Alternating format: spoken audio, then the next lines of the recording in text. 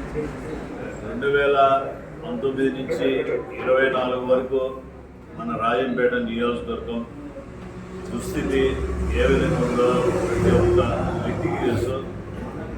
ఈ 5 సంవత్సరాల్లో కేసులు అన్ని రకాలుగా కార్యకర్తలు, లీడర్లు, ఇబ్బందులు అన్నీ జరిగిపోయినాయి. కావున 2024కి చంద్రబాబు నాయుడు ముఖ్యమంత్రి కావడం తథ్యం.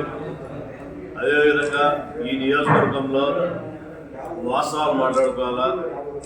మేడా విజయశేఖర్ రెడ్డి ప్రతి గ్రామము, ప్రతి మండలము, ప్రతి వీధి భరోసా ఇస్తున్నాడు కార్యకర్తలకి.